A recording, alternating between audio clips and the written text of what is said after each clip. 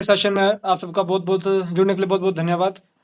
अभी आप काफ़ी लोग जुड़ भी चुके हैं, आगे जुड़ते भी रहेंगे और सेशन में आगे जाने से पहले मैं थोड़ा-सा जो हमारा एक बात हो जानी चाहिए पहले ही कि हमने आप सभी डॉक्टर से 5-5 डिज़ीज़ के बारे में माँगा था। अराउंड 60-70 पर्सन्स ने तो अपना दे दिया है, पर काफ़ी पर्सन्स हैं जो अभी देना चाह रहे हैं। तो मैं उनसे रिक्वेस्ट करूँगा कि जितना जल्दी हो सके आप सब अपने डिज़ीज़ सेलेक्ट करके आप हमें भेज दीजिए, ताकि हमें भी आगे बढ़ने में थोड़ा आसानी हो जाए। दूसरी बात हमारी जो वेबसाइट है वो भी वेबसाइट पहले से थी पर उसको भी अब हम डेवलप कर रहे हैं। तो उसमें मान लीजिए कि जब हमारे कोई डॉक्टर जो अच्छा वर्क कर रहे हैं, हमारे अकॉर्डिंग एक अच्छा वर्क कर रहे होंगे, हम उनको भी उस वेबसाइट के ऊपर मेंशन करेंगे कि कल को जब कोई पेशेंट हमारा डॉक्टर को सर्च करेगा, तो उस वेबसाइट पे उसको उसका एड्रेस मिल जाएगा, कॉन्टैक्ट इन्फॉर्मेशन मिल सकता है ना? तो ये सारी चीज़ें उसको देखने को मिल जाएँगी। और इसी के साथ हम अपने थोड़ा-सा अगले 4 से 5 मिनट का और वेट करके हम अपने सेशन को स्टार्ट करेंगे। तो अभी यहाँ पे मौसम भी थोड़ा-सा खराब है, बीच में लाइट भी चली जा रही थी। तो फ़ोन अभी मेरा चार्ज तो है, पर अगर किसी कारणवश बीच में ऑफ हो जाए, तो मैं माफ़ी चाहूँगा, क्योंकि मौसम खराब होने की वजह से थोड़ा-सा डिस्टर्बेंस चल रहा है। और अ, एक बार मैं फिर से आपको रिमाइंड करवाना चाहता हूँ कि जितना जल्दी हो सके अपने 5 डिज़ीज़ को सिलेक्ट करके आप हमें भेजिए, ताकि हम आगे जुड़ के एक अच्छा काम कर सकें। जी नमस्कार सर। जी, नमस्कार। नमस्कार। जी, नमस्कार जी, नमस्कार सर। जो आज का जो हमारा टॉपिक है वो है जी येलो नमस्कार। इलेक्ट्रिसिटी। जी, नमस्कार जी। आज का जो हमारा टॉपिक है वो है येलो इलेक्ट्रिसिटी और गायनी डिज़ीज़ के ऊपर हम आज स्टार्ट करेंगे। नमस्कार सर जी। जी, नमस्कार मैम, नमस्कार। देखिए, अभी हम अपने सेशन को स्टार्ट करेंगे, तो आप सबसे रिक्वेस्ट रहेगा कि हम अगर जो भी फ़ॉर्मेलिटीज़ होगी हम उसको एंड ऑफ सेशन में ज़रूर करेंगे और आप सबसे फीडबैक भी लेंगे। पर अभी के लिए अपना माइक ऑफ कर दें, ताकि जो रिकॉर्डिंग हो उसमें कोई भी दिक्कत ना हो, ताकि जब आप बाद में सुनें आपको भी अच्छे से समझ में आए और औरों के लिए भी अच्छा समझ में आ जाए। 1 सेकंड मैं वेट के लिए माफ़। सर नमस्कार। जी, नमस्कार जी, नमस्कार। सर, मैंने जैसे बताया हम फ़ॉर्मेलिटीज़ को करेंगे आगे। आज आपको लास्ट में कुछ चीज़ें दिखाई भी जाएँगी और हमारे जो न्यू अपडेट्स हो रहे हैं, लैब को रेनोवेट किया जा रहा है, सारी नमस्ते चीज़ें। सर जी, नमस्ते। जी, नमस्कार, नमस्कार। सर प्लीज़ हम सेशन के बाद में करेंगे बात। अभी आज हम स्टार्ट करेंगे अपने सेशन को। हमारा 1 बज के 5 मिनट हो रहे हैं और अभी हमें सेशन स्टार्ट कर देना चाहिए अपना। कृपया करके अपने-अपने माइक ऑफ कर दें बस, ताकि डिस्टर्बेंस ना बने। डिस्टर्बेंस का मतलब ये है कि रिकॉर्डिंग होगा, फिर उसमें आवाज़ आएगी तो फिर बाद में सुनने वालों के लिए मुश्किल हो जाता है। कई बार वो बोलते हैं कि सर जी सही जी से सर। समझ नहीं आया। Okay sir. जी। तो एक चीज़ आप सबसे फिर से मैं बोलूँगा कि अपने 5 डिज़ीज़ को सिलेक्ट करें। दूसरा, आज का जो टॉपिक है हमारा, वो येलो इलेक्ट्रिसिटी और उसके साथ गायनी डिज़ीज़ के ऊपर टॉपिक होगा। और गायनी का जो ये चैप्टर है, ये हमारा थोड़ा लंबा चल सकता है। हो सकता है आगे 2-3 उसमें चले ये। बाकी अभी नेक्स्ट कब-कब कौन-कौन सा सेशन होगा, अभी उसके बारे में भी कोशिश तो करेंगे अगले 2 से 3 सेशन कंटिन्यू लिए जाएँ।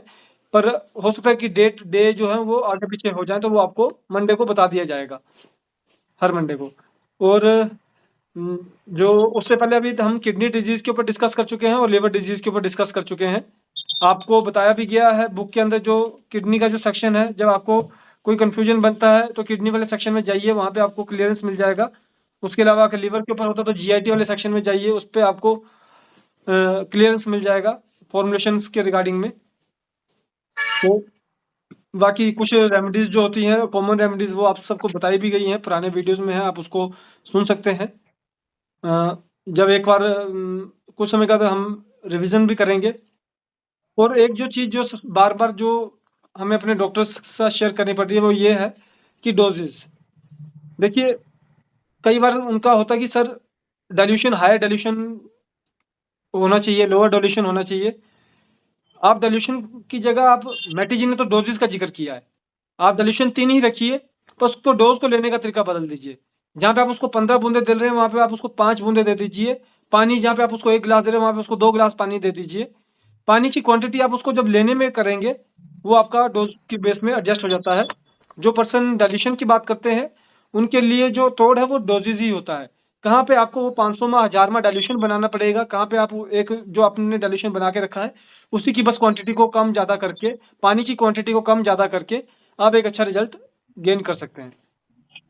तो उसके साथ अपने इस लेक्चर को स्टार्ट करने से पहले एक लास्ट कॉल मैं फिर से करूंगा, रिक्वेस्ट करूंगा कि आप सभी डॉक्टर्स जिनने अभी तक सर्विस सेल का भरपूर फायदा नहीं उठाया है वो जल्द से ज़्यादा डॉक्टर को हमारे साथ कंसल्ट करें ताकि आपको हमारा एक्सपीरियंस ज़्यादा से ज़्यादा आप तक जल्दी से जल्दी आप तक पहुंच जाए। तो इसी के साथ हम अपने आज की जो सेशन है उसको स्टार्ट करेंगे। सबसे पहले हम येलो इलेक्ट्रिसिटी के ऊपर डिस्कस करेंगे। येलो इलेक्ट्रिसिटी भी गिने चुने कुछ ऐसे प्लांट्स, कुछ ऐसे रेमेडीज हैं जिसके अंदर आपको प्लांट्स यूनिक प्लांट नहीं देखने को मिलेगा और उसमें आपको सारे कॉमन प्लांट देखने को मिलेंगे। येलो इलेक्ट्रिसिटी में आपके टोटल 5 प्लांट्स हैं जिसमें आपको कोई भी कॉमन प्लांट नहीं देखने को मिलेगा, यूनिक प्लांट देखने को नहीं मिलेगा, सारे कॉमन प्लांट्स हैं। पहले मैं आपको बताना चाहूँगा it is composed of 5 herbs which are very important to evacuate any type of toxin from the body. Useful, best for excretory system, good use in hyperfunction of heart, liver, kidney and neurons. ये इतना समझ गए आप कि heart, liver, kidney, neurons के ऊपर भी अच्छा वर्क करती है। बाकी किसी भी तरह की टॉक्सिन रिलीज हो रहे हो उसको कंट्रोल करने के लिए भी येलो इलेक्ट्रिसिटी वर्क करती है। सबसे बढ़िया रिजल्ट किस में मिलता है आपको येलो इलेक्ट्रिसिटी का? फीवर टाइप कंडीशन में, चाहे वो आपको किडनी बेस्ड फीवर हो, चाहे वो किसी भी कारण से आपको फीवर बन रहा हो, सीजनल फीवर हो, जब आप येलो इलेक्ट्रिसिटी का यूज करवाते हैं तो उसको कम करने में सहायता करता है। और उसी के साथ इसका जो बेस्ट यूज है वो एफ ग्रुप, वैन ग्रुप और वर्क ग्रुप के साथ है। सबसे बढ़िया जो फीवर का जो हमारा फॉर्मूला मैं एक बार अनाउंस करूंगा, A2F1YE। किसी भी तरह का कोई भी फीवर हो आप उसमें A2F1YE देंगे, फीवर ब्रेकडाउन होना शुरू हो जाएगा। और किसी कारणवश अगर वो A2F1YE से नहीं टूट रहा है तो वहां पे आप S10F1YE या C1F1YE का यूज करवा सकते हैं। F1YE आपको कॉमन रखना है पर A2, S10 और C1 को रोटेट कर सकते हैं। आपको 10 में से 8 पेशेंट का A2F1YE पे ही फीवर ब्रेकडाउन होना शुरू हो जाएगा। हाँ, लेने का तरीका क्या है? मान लीजिए 1 चम्मच पानी में आप 5 बूंदे डाल के दे रहे हैं, हर 20 मिनट के बाद दे रहे हैं, 3 से 4 घंटे के अंदर उसका फीवर बिल्कुल सबड्यू कर जाएगा। पहले डोज से उसके पेन या फिर अदर सिम्टम में कमी होने शुरू हो जाएगी। इस तरह से आपको उसके डोजेस के बेस पे आप फीवर को कम कर सकते हैं।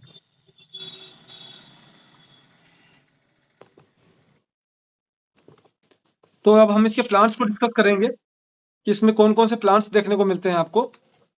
फर्स्ट है आपका जो येलो इलेक्ट्रिसिटी का फर्स्ट प्लांट है वो है एलियम सैपा। ये हमारा जो कॉमन ओनियन होता है ये प्लांट है। ये आपका किसी भी एरिया अल्टीट्यूड में आपको देखने को मिल जाता है ये। उसके बाद ये हमारा जो सेकंड प्लांट है वो है पोडोफाइलम पेल्टम डक्स फुट। ये आपका C10 और WE ग्रुप में देखने को मिलता है। C10 में देखने को मिलता है और वाइट इलेक्ट्रिसिटी में देखने को मिलता है। एलियम सैपा जो है वो आपका पेट्रल में देखने को मिलता है, उसके अलावा येलो इलेक्ट्रिसिटी में है। पेट्रल का रोल क्या है? आपके रेस्पिरेटरी ट्रैक को कंट्रोल करना और आपके नर्वस सिस्टम को कंट्रोल करना। पेट्रल बेस पे ही रेस्पिरेटरी ट्रैक भी कंट्रोल होता है, नर्वस सिस्टम भी कंट्रोल होता है। और येलो इलेक्ट्रिसिटी का जो आपको मेन जो आपको असर देखने को मिलेगा वो नर्वस बेस असर देखने को मिलता है। तो ये था आपका एलियम सैपा और दूसरा है पोडोफाइलम पेल्टम। पोडोफाइलम पेल्टम आपका C10 WE। ये आपका कॉमन नेम है डक्स फुट। ये आपका यूज होता है किसी भी तरह के कैंसर में यूज किया जा सकता है, लिवर की कंडीशन में भी आप इसको यूज कर सकते हैं। उसके अलावा आप इसको ग्लैंड के कंडीशन में यूज, किसी भी ग्लैंडुलर बेस्ड डिजीज में भी आप यूज कर सकते हैं। और ये आपका रेगुलेशन में सर्कुलेशन, बॉडली फ्लूइड सर्कुलेशन में आपका ये हेल्प करता है। खासकर बीपी कंट्रोल रेगुलेशन में भी ये आपका काफ़ी अच्छा एक आपको जो इसका रिजल्ट देखने को मिलता है इस प्लांट का। थर्ड प्लांट है हमारा रूटा ग्रेवलोनिस, कॉमन नेम है रू। अच्छा, जो ये आपका पोडोफाइलम पेल्टम है ये आपका मई मंथ का जब हमारा प्रोग्राम होता है तो उसमें जब हमारे डॉक्टर्स आते हैं उसमें ये दिखाया जाता है प्लांट उनको। आपको मैं ये साथ में हर उसमें साथ में बता रहा हूँ कि कौन-कौन सा प्लांट आपको चंबा में आपको देखने को मिलेगा। जब ताकि कल को अगर आप कोई आएँ, हमें परखने के लिए आएँ, आपको मालूम होना चाहिए कि इस महीने का मैंने बताया था तो उस महीने के पास में अगर आपको वो प्लांट देखने को नहीं मिलता है, तो आप हमें बता सकते हैं कि हमने वो आपने उस समय इस प्लांट का ज़िक्र किया था, पर ये प्लांट आपने हमें नहीं दिखाया। थर्ड प्लांट है हमारा रूटा ग्रेविलोनियस। ये आपका वर्बन में यूज़ होता है, उसके अलावा डब्ल्यू व्हाइट इलेक्ट्रिसिटी में यूज़ होता है और इसका जो बेस्ट यूज़ है वो है एंटी इन्फ्लेमेटरी है और ग्लैंडुलर बेस यूज़ है और ये आपका रेगुलेशन, ये भी आपका blood regulation, blood pressure regulation के ऊपर वर्क करता है। और ये आपका जो प्लांट है, ये जब आपका अक्टूबर-नवंबर का जो हमारा सेमिनार होता है, तो उस समय ये आपको दिखाया जाता है प्लांट। रूटा ग्रेविलोनियस, कॉमन नेम रू। और इसके बाद हमारा फोर्थ जो प्लांट है वो है सेम्बुकस नाइग्रा। ये आपका प्लांट जो है ये मैक्सिमम ये जनवरी मंथ में देखने को मिलता है और जिस हम रेंज में लेके जाते हैं उस रेंज से अपोजिट रेंज है हमारी ये, उसमें ये आपको देखने को मिलता है। जो इसकी ग्लूमिंग होती है वो जनवरी मंथ में होती है, इसका मतलब ये दिसंबर से लेके फरवरी तक आपको देखने को मिल सकता है। उसके बाद ये ड्राई हो जाएगा या उससे पहले ये प्री मैच्योर होगा, तो उस समय आपको ये देखने को आपको समझ नहीं आएगा कि ये वही प्लांट है या कोई और प्लांट है। और इसका जो यूज़ है वो है S10, F1, F2 और ग्रीन इलेक्ट्रिसिटी में इसका यूज़ होता है। संबगस नाइग्रा का एल्डर ट्री, कॉमन नेम है एल्डर ट्री। और इसका जो आपका प्रॉपर्टीज़ है प्लांट की, वो रेस्पिरेटरी ट्रैक्ट के ऊपर वर्क करने की प्रॉपर्टी है, रेगुलेशन ऑफ ब्लड प्रेशर के ऊपर इसकी प्रॉपर्टी है। आपको इसमें मैक्सिमम जो प्लांट्स हैं उसकी जो रेगुलेशन ऑफ ब्लड प्रेशर देखने को मिलेगा ही मिलेगा। और जो लास्ट है हमारा प्लांट इसमें वो है कैलेडोनियम मेजस, जिसका नाम है कैलेडाइन। जो आपका मस्टर्ड होता है, सरसों होती है, वो भी यही होती है। और इसका जो रोल है वो है anti inflammatory, anti viral, anti tumour और किसी भी तरह के स्किन डिजीज में ये आपको एक अच्छा रिजल्ट लेने में मदद करता है। उसके अलावा आपको ये जो प्लांट है ये आपको बाय मंथ ऑफ सितंबर, जब हमारा सितंबर अक्टूबर का जो प्रोग्राम होता है उसमें हम आपको ये शो करते हैं कैलेडम मेजस। और ये आपको नॉर्मल आपको होता है, सरसों हर जगह पे उगाई जाती है, जहाँ पे गर्म एरिया हो वहाँ पे भी उगाई जाती है, जहाँ पे सर्द एरिया हो वहाँ पे भी उगाई जाती है। तो ये थे हमारे 5 प्लांट येलो इलेक्ट्रिसिटी के। इसमें से कोई भी यूनिक प्लांट नहीं था, सारे कॉमन प्लांट थे जो कि अदर रेमेडीज में भी यूज़ किए गए हैं। इसलिए जब आप फॉर्मुलेशंस में जाएंगे तो आप पाएंगे येलो इलेक्ट्रिसिटी का बहुत कम जगह यूज़ किया जाता है और मोस्ट ऑफ द टाइम इसको अल्टरनेटिव में यूज़ किया जाता है ग्रीन इलेक्ट्रिसिटी के। जब मान लीजिए आप ग्रीन इलेक्ट्रिसिटी दे रहे हैं और किसी कारणवश आपको रिजल्ट नहीं आ रहा अच्छे से, तो आप वहाँ पे वाई को यूज़ कर लेते हैं, या फिर रेड इलेक्ट्रिसिटी की जगह भी कई बार इसको यूज़ किया गया है। तो ये था हमारा येलो इलेक्ट्रिसिटी का जो इन्फॉर्मेशन था। इसी के साथ किसी का कोई इस इन्फॉर्मेशन के रिगार्डिंग कोई क्वेश्चन, जो प्लांट्स की आपको इन्फॉर्मेशन दी गई उसके रिगार्डिंग कोई क्वेश्चन, तो पूछ सकते हैं, ताकि फिर हम अपने जो आज का टॉपिक है उसके नेक्स्ट पार्ट की तरफ को चलें, जो कि है गायनी डिजीजेस। सर ये 1 मिनट, मेरा क्वेश्चन है, ये सैम्बुगस नाइग्रा आपने जो बताया इसमें S10 प्लस और क्या है? ये आपका S10 में भी पाया जाता है मैम, जो प्लांट है ना, ये आपका S10 में भी डाला जाता है, F1 में भी डाला जाता है, F2 में भी और ग्रीन इलेक्ट्रिसिटी में भी डाला जाता है। ठीक है सर। ये कॉमन प्लांट बताया जा रहा है कि ये कॉमन प्लांट जो और रेमेडी में भी कॉमन है। रेमेडी हमारी 38 है, प्लांट हमारे 114 हैं और कई ऐसे प्लांट हैं जो आपस में कॉमन भी हैं। ठीक सर, थैंक यू सर। जी, तो हम आज जाएंगे हमारे जो सेकंड पार्ट है गायनी डिजीज। मैं आपको एक बात बताना चाहूँगा, कुछ ऐसे डिजीज होते हैं मान लीजिए जिसमें आपको रिजल्ट मिलना शायद से मुश्किल हो, जैसे स्किन हो जाता है, या फिर मान लीजिए आपका कोई ग्लैंडुलर बेस्ड बीमारी हो गई। पर कुछ ऐसे डिजीज हैं जहाँ पे आपको हर जगह पे आपको रिजल्ट मिलेगा ही मिलेगा। तो उसमें जो सबसे पहली जो डिजीज आती है वो है गायनी से रिगार्डिंग। आप में से कोई भी डॉक्टर है, अगर वो गायनी को अपने डेली ओपीडी में इंक्लूड करेगा तो उसको उस गायनी के रिगार्डिंग पे, चाहे सिस्ट हो, चाहे फाइब्रॉइड्स हो, चाहे ब्लॉकेज हो, चाहे मेंस्ट्रुअल डिस्टर्बेंसेस हो, चाहे हार्मोनल डिस्टर्बेंस हो, आपको किसी भी तरह के गायनी के रिगार्डिंग के प्रॉब्लम में आपको 100% रिजल्ट देखने को मिलेगा ही मिलेगा। अगर आप 10 पेशेंट को चेक करेंगे गायनी के, तो उसमें से 9 पेशेंट आपके क्योर होंगे ही होंगे और पॉजिटिव फीडबैक लेके आएंगे। इसलिए अगर आप हमारे किसी भी डॉक्टर के पास जाएंगे तो उसके पास आपको और कोई पेशेंट मिले ना मिले, पर गायनी का आपको पेशेंट जरूर देखने को मिलेगा ही मिलेगा, क्योंकि गायनी के अंदर हमारे इतने अच्छे रिजल्ट्स हैं जिसके लिए हम एक अच्छा वर्क कर पा रहे हैं। तो इसी में पहले मैं कुछ बेसिक इंफॉर्मेशन के साथ स्टार्ट करूंगा। गायनी में आपके जो बेसिक जो है, हम उसको पेल्विस एरिया के बेस पे ही चलते हैं। बाकी आपका जो ब्रेस्ट जो है हार्मोनल बेस पे ब्रेस्ट भी आपका उसमें इंक्लूड हो जाता है, उसके अलावा हार्मोन्स भी इंक्लूड होते हैं। पर उन सारी चीज़ों का जो आपको डिस्टर्बेंस देखने को मिलता है वो आपका पीआईडी के बेस पे ही देखने को मिलता है, जिसको पेल्विस इन्फ्लेमेटरी डिजीज कह दिया जाता है।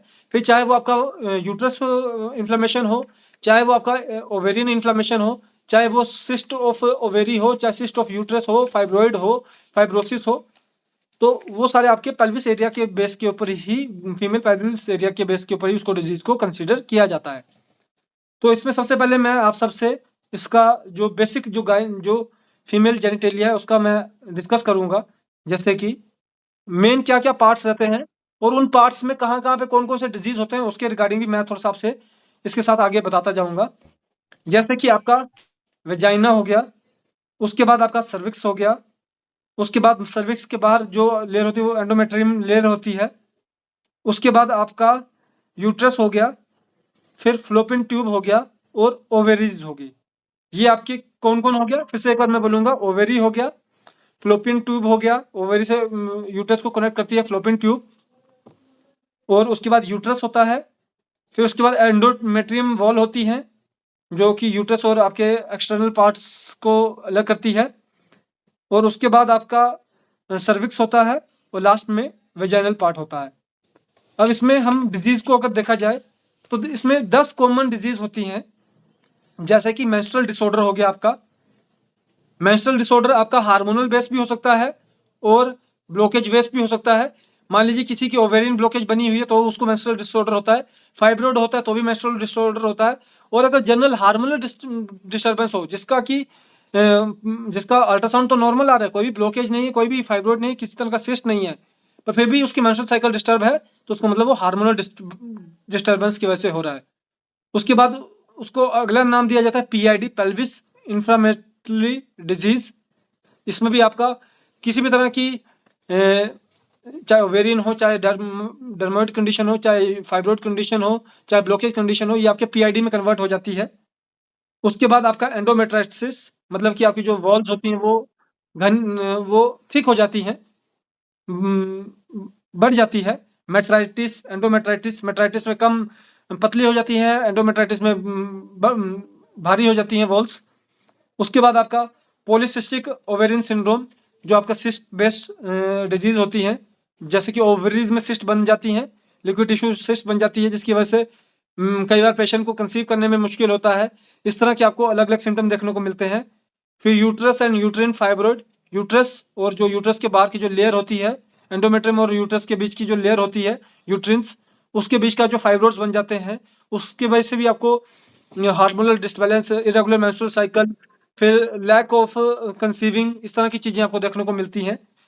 फिर वेजिनाइटिस में आपका मान लीजिए लिकोरिया हो गया, या फिर आपका इरिटेशन हो गया, फिर आपका एक्सेस ऑफ फ्लूइड डिस्चार्ज हो गया। इस तरह की आपको चीज़ें देखने को मिल जाती है वेजिनाइटिस में। फिर आपका ओवेरियन सिस्ट, जो आपका पॉलीसिस्टिक और सिस्ट में इसमें ज़्यादा डिफरेंस नहीं होता, सिर्फ सिस्ट की जो कंडीशन होती है उसके बेस पे उसके चेंजेस हो जाते हैं, तो उसको आप ओवेरियन सिस्ट बोल सकते हैं। फिर जैसे कि यूरिन इनकंसिस्टेंसी, कि पेशाब का आपका बार बार रुक रहा है, पेशाब सही से नहीं हो रहा, उसकी वजह से आपको इन्फेक्शन बन रहा है, यूटीआई इन्फेक्शन बन जा रहा है। मेल यूटीआई इन्फेक्शन बनने के बाद वो कुछ और तरह के सिम्टम क्रिएट होते हैं, फीमेल यूटीआई इन्फेक्शन बनने के बाद किसी और तरह के सिम्टम क्रिएट हो जाते हैं, तो आपका यूरिनरी इनकंसिस्टेंसीज हो गया। फिर आपका सर्विकल डिस्प्लेसमेंट हो जाता है, यूट्रस डिस्प्लेसमेंट, सर्विकल डिस्प्लेसमेंट हो जाता है, जिसकी वजह से जो फीमेल है उसको डिजीज क्रिएट होने शुरू हो जाती है। और लास्ट में आपका है ब्रेस्ट डिसऑर्डर, जिसमें आपका सिस्ट भी हो जाती है, कैंसर भी हो जाता है, एट्रोफी हो जाती है, डिस्ट्रोफी हो जाती है। इस तरह की चीज़ें भी आपके इसमें जो ये टोटल 10 जो कॉमन गायनी की डिजीजेज हैं।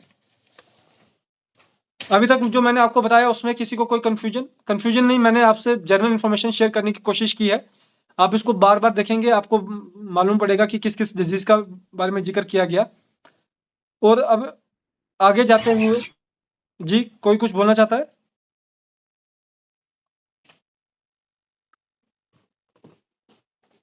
ये मैंने आपको बेसिक डिजीजेस के नाम बताए थे। सबसे पहले मैंने आपको जो हमारा पीआईडी और हमारा फीमेल जेनिटलिया पार्ट्स को एक्सप्लेन किया, बताया कि कौन कौन से पार्ट्स होते हैं। फिर उसके बेस पे कुछ डिजीज का जिक्र किया। अब मैं थोड़ा सा उसमें और जिक्र बढ़ाते हुए, जैसे आपके फाइब्रोइड्स हो जाते हैं, ब्लॉकेज हो जाती है, सिस्ट हो जाती है, इस तरह की चीज़ें कंडीशन होती हैं। और इसको मैं लास्ट में कंक्लूड करते हुए कुछ मैं आपसे ये रेमेडीज आपको शेयर करूंगा जो आप हर तरह की गायनी की डिजीज में कॉमनली दे सकते हैं। मैं उम्मीद करता हूं कि आप इस रेमेडीज को नोट डाउन करेंगे। सबसे पहले जो कॉमन डिजीज, इसमें बहुत कम रेमेडीज है, कॉमन रेमेडीज है। हाँ, पेशेंट की कंडीशन के अकॉर्डिंग आप उसमें और रेमेडी को यूज कर सकते हैं, पर अगर फर्स्ट टाइम आपको फॉर्मूला बनाना है, पेशेंट को देना है, तो ये रेमेडीज को आप बेस पे अगर फॉर्मूला बनाएंगे तो पेशेंट डेफिनेटली आपके पास पॉजिटिव फीडबैक लेके आएगा ही आएगा। इस तरह का एक हमारा जर्नल ऑब्जर्वेशन है। तो इसमें जो सबसे पहला है हमारा वो है S2, score of 2, cancer ratio 2, C2, उसके बाद है एंजाइटिको 2, A2, वर्वन, वेन1, फिर S1 और C1। जब S2 C2 दिया है और आपको एक रिजल्ट आया है, उसका रिजल्ट आना रुक गया या किसी कारणवश रिजल्ट नहीं आया, तो वहां पे एकदम से S1 C1 कर दिया जाए। जहां पे फिर आपका A2 दिया है, पहला फॉर्मूला क्या बन जाएगा, S2A2BE बन गया, RE बन गया, ठीक है, S2A2RE। पर अगर ब्लीडिंग जैसी कंडीशन बन रहा है तो RE की जगह किसको प्रेफर कीजिए, BE को। और सेकंड फॉर्मूला क्या बन जाएगा आपका, C2 वर्वन GE। कोशिश करना है कि पहली बार गायनी की कंडीशन में वर्वन दिया जाए, और जब आप इसको वर्क करके फॉर्मूला को देके देखेंगे तो आप पाएंगे कि 10 में से आपके 6 से 7 पेशेंट को इसी बेस के ऊपर, वर्वन बेस के ऊपर ही अच्छा रिजल्ट मिलना शुरू हो गया है। क्योंकि मैक्सिमम जो आपका हार्मोनल डिसबैलेंस होता है वो वीकनेस ऑफ नर्व्स और न्यूरॉन्स की वजह से हो रहा होता है, और उसकी वजह से आपको एक लैक ऑफ जो पेशेंट के अंदर जो डिजीज देखने को मिलती है। तो इसलिए आप दूसरा फॉर्मूला बना सकते हैं कि C2 वर्वन GE। जहाँ पे पेशेंट को GE से बेस पे रिजल्ट नहीं मिला, अगर किसी कारण में रिजल्ट नहीं मिला, तो ना ही वर्वन को चेंज कीजिए, ना ही C2 को चेंज कीजिए, पहले इलेक्ट्रिसिटी को चेंज करके देखा जाए, GE की जगह YE कर ली जाए, है ना। इस तरह से जब आप पेशेंट को रोटेशन में रिजल्ट देंगे, रेमेडीज देंगे, तो आपको एक अच्छा रिजल्ट देखने को मिल सकता है। तो मैंने आपको इसमें जो एक बार फिर से मैं रिपीट करूंगा जो रेमेडीज हैं। पहला है S2, दूसरा है C2, तीसरा है A2, फिर वर्वन, फिर वेन1, फिर रेड इलेक्ट्रिसिटी और ग्रीन इलेक्ट्रिसिटी, और लास्ट है S1 और C1। कितनी सर, रेमेडीज? जी सर। एडिनोमियोसिस में भी कुछ, इसमें भी कुछ बताएंगे सर? किस चीज के बारे में बोले सर आप? एडिनोमियोसिस में जो है यूट्रस एडिनोमियोसिस। आप इसको सर थोड़ा कॉमन नेम लेके बोलेंगे, कई बार क्या होता है कुछ साइंटिफिक नेम नहीं समझ आते हैं। सूजन जो आ जाती है सर बहुत ज्यादा, जी थोड़ा जी सा। और जी, अब देखिए सर, अब सूजन जैसे- आपका यूट्रस में जैसे सूजन menstrual- आपका फाइब्रोइड की वजह से भी आ सकती है। मेंस्ट्रुअल डिसऑर्डर भी हो जाता है उससे, और ये भी उसी की वजह से। जी जी जी, मैं देखिए वही बात है ना, यूट्रस में सूजन तो आपकी फाइब्रोइड की वजह से भी आ सकती है ना। जी सर। फिर आपकी यूट्रस वॉल की थिकनेस की वजह से भी आ सकती है। तो जी सर। वो कारण आपका अलग अलग हो सकता है। अभी मैं लास्ट में उसी चीज पे जा रहा हूँ। आपकी इन सारी चीज का जो आपको, अब जैसे आपने बताया कि आपने एक नाम लिया, एडेनोमेट्रोसिस करके नाम ले दिया उसका, ठीक है, जी सर। पर आपको मालूम है कि उसकी सिम्टम क्या है, यूट्रस इन्फ्लेमेशन हो रहा है, ठीक है। तो यहाँ पे आपका फॉर्मूला है, जैसे कि कहा गया हमारा, ये एंडोमेट्राइटिस, बच्चेदानी की सूजन, ठीक है, जी यूट्रस का जी। सूजन हो गया वो, ठीक है। उसके बाद फाइब्रोइड, अगर फाइब्रोइड हो तो बच्चेदानी की रसौली हुई, पर उससे भी यूट्रस इन्फ्लेमेशन तो हो जाएगा ना। हाँ। फिर उसके बाद आपका इरेगुलर मेंस्ट्रुएशन, उसकी वजह से भी यूट्रस आपका हो सकता है। फिर आपका मेट्राइटिस हो गया, वॉल तो थिकनेस हो गई है, तो उसकी वजह से भी यूट्रस की जो सूजन हो सकती है। फिर इस तरह से आपको मालूम पड़ गया कि कौन सी कंडीशन क्या है, बेसिक कंडीशन क्या है। फिर उस कंडीशन से मिलता जुलता आप उस बुक में फॉर्मूला को जब सर्च करते हैं तो आपको कोई ना कोई फॉर्मूला देखने को मिल जाता है। इस पे जाने से पहले मैं एक बार फिर से आपको एक्सप्लेन करूंगा, बताऊंगा हमने कितनी रेमेडीज का यूज किया गायनी की डिजीज में। S1, C1, S2, C2, A2, VER1, WEN1, RE, GE। Basic हमने 9 रेमेडीज का यूज किया है, जिसमें से पहली बार आप क्या क्या देंगे, S2, A2, RE दे दिया, या C2 और साथ में C2, VER1, GE दे दिया। इन 6 रेमेडीज को सर हमने जी use किया। डाइल्यूशन बताइए, डाइल्यूशन तो डाइल्यूशन D45 देखिए, ठीक है, आज हमने एक बार फिर से डोज और डाइल्यूशन को हम फिर से डिस्कस करेंगे, क्योंकि आपको इसमें हमने पहले भी शेयर किया है कि पहली बार डाइल्यूशन D5 दिया जाए तो सबसे बेस्ट रहता है, क्योंकि उससे ना ही कोई आपका आप जिसको बोल सकते हैं कि इंक्रीज इन सिम्टम देखने को मिलता है, ना ही आपको कोई हाइपर एक्टिविटी देखने को मिलेगी, ना ही कोई हाइपो एक्टिविटी देखने को मिलेगी। पेशेंट को एक नॉर्मल फील होगा, हो सकता है कि 10% 20% रिजल्ट ही देखने को मिले, पर उससे क्या है कि पेशेंट की बॉडी में बिना किसी अवरोध के रेमेडी भी चल जाती है, पेशेंट के शरीर में रेमेडी की जो रेगुलेशन भी बनने शुरू हो जाती है, और नेक्स्ट टाइम जब आप D5 से अगर D4 या D6 करते हैं तो आपको कोई दिक्कत देखने को नहीं मिलेगी। पर अगर वही आप Thank शुरू you, में ही sir. D6 और D4 देंगे तो आपको कहीं ना कहीं पे हाइपो और हाइपर एक्टिविटी का सामना करना पड़ सकता है। Thank you sir ji, thank you. अगर सर रिजल्ट नहीं आ रहा है सर, जी तो जी। क्या चेंजिंग करूं सर कुछ? आप इन जनरल बात कर रहे हैं या फिर कोई आपका गायनी का पेशेंट उसके बारे में बात कर रहे हैं? गायनी का पेशेंट है सर, जी। इसलिए मैं बोल रहा हूँ। जी जी, चलिए अभी हम डिस्कस करते हैं इसको, इसके बाद अभी फीडबैक लिया जाएगा। आप अपना वो डिस्कस कीजिए, मेरे को एक बार इसको रिपीट कर देने दीजिए, फिर उसके बाद हम अपने जो फीडबैक सेशन है उसको स्टार्ट कर लेते हैं। ठीक है सर? ठीक है सर। हमने 9 रेमेडीज का जिक्र किया, जिसमें हमने फॉर्मूला बनाया S2, A2 और RE, और दूसरा फॉर्मूला बनाया C2, VER1, GE।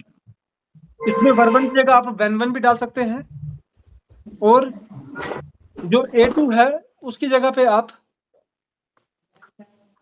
जो हमारा A2 है उसकी जगह पे आप L1 का भी यूज करवा सकते हैं अकॉर्डिंग टू पेशेंट।